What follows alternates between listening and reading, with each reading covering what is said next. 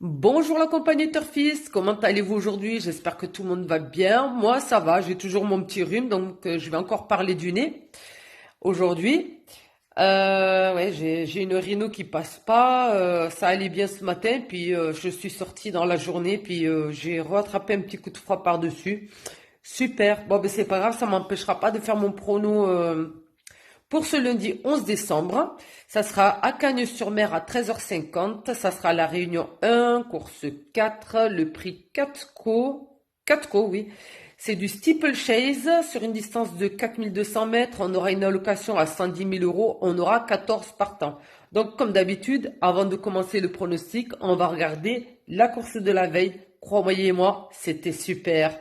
Je suis contente. Là, ça fait quelques jours. J'ai pas envie de me jeter l'œil, mais sincèrement, mes analyses, elles sont bonnes. Et c'est super comme ça. Je suis très contente. Et puis, je vous en fais profiter par la même occasion.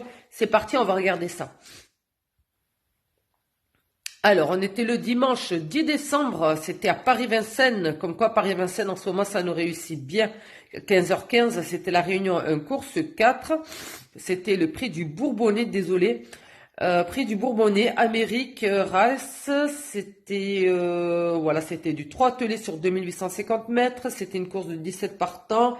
Le 6 ne partait pas, c'était une course de groupe 2 internationale à 120 000 euros. C'est une course assez importante parce qu'on avait, on avait les élites, hein, voilà, donc en cheval de base, j'avais mis le 14 et le 15. Donc mon prono était le 14, le 15, le 12, le 4, le 8, le 7 et le 5 en 7 chevaux. Cheval surprise. Regardez ça. 95 contre 1, je vous l'ai donné. Et j'ai hésité à le mettre dans la combinaison. J'ai vraiment hésité. Mais bon, vous voyez mes chevaux surprises? Non, mais sérieux. À chaque fois, enfin, je vais pas dire à chaque fois, c'est pas systématique. Mais très souvent, ils sortent. Très souvent.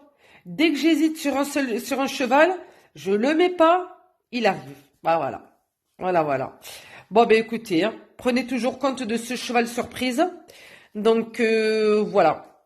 Eh bien, l'arrivée, on avait le 12, le 7, le 11, le 14 et le 15. Le 12, je l'avais mis en troisième position. 14 et le 15, bon, ok, ils sont venus dans la combinaison. C'était mes deux favoris, mais c'est quand même les deux tenants du titre du Grand Prix d'Amérique du mois de janvier dernier. Ils sont arrivés quatrième et cinquième, avec une cote de 5,8 contre 1 pour le 14 et de 10 contre 1 pour le 15. Sincèrement, je les voyais vraiment passer, franchir la ligne d'arrivée. Bah, écoutez, de toute façon, il y a toujours des nouvelles recrues qui arrivent et qui sont certainement plus forts, hein. Donc voilà, mais vraiment, voilà. Ce numéro 11 à 95 contre 1, le cheval surprise est arrivé de troisième. Vous voyez, il y a toujours un cheval qui se glisse, hein, un outsider ou un gros tocard dans la combinaison, tout ça. Faut savoir le débusquer, celui-là. C'est souvent, ce sont des chevaux qui sont pas trop mal. Ils sont, disons, dans la moyenne. Et voilà. Et puis, on sait pas pourquoi. Allez hop. Mais bon, après, avec un bon échauffement, un bon entraînement, vous savez, hein, les chevaux progressent aussi, hein, c'est comme les grands athlètes, hein, chez nous, les êtres humains, quoi. Donc, voilà. Bon, alors, du coup, le 12, le 7, le 11, le 14 et le 15. On les a, les 5. Le 14, le 15, le 12. Vous voyez les trois qui se suivent, là. Le 7 ici, et bien sûr le cheval surprise, étant donné que je fais des pronos à 7 chevaux. Les autres pronostiqueurs souvent vous donnent sur 8 chevaux. Moi, le huitième cheval, c'est toujours le cheval surprise que j'écarte parce que je me dis, bon, peut-être que oui, peut-être que non, mais bon, souvent c'est oui, quoi, mince. Donc voilà, le 12 est arrivé à 3,6 contre 1, le 7 à 7,3 contre 1, le 11 à 95 contre 1, super, le 14 et le 15, voilà. Donc il y a le quintet, le quartet, le tiercé, le multi, couplet gagnant, couplet placé, 2 sur 4, et je vous ai rajouté un petit smiley, voilà, je suis contente, c'est super. Donc voilà, bon, retournons à nos moutons, on va regarder pour la course du jour, c'est parti. Alors, en cheval de base, je mettrai le numéro 7, accompagné du numéro 3. Donc le 7, le 3. Je leur associe le numéro 13, le 12, le 2 le 11 et le 1. Voilà, en 7 chevaux.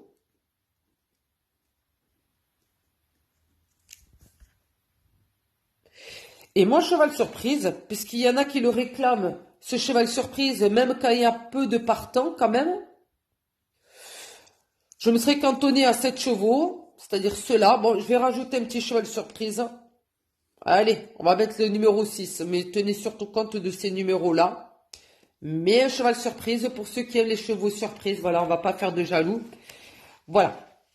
Donc, ce numéro 7, que dire de lui? Ce numéro 7, je l'aime beaucoup. Jimble Moon, hongre de 7 ans.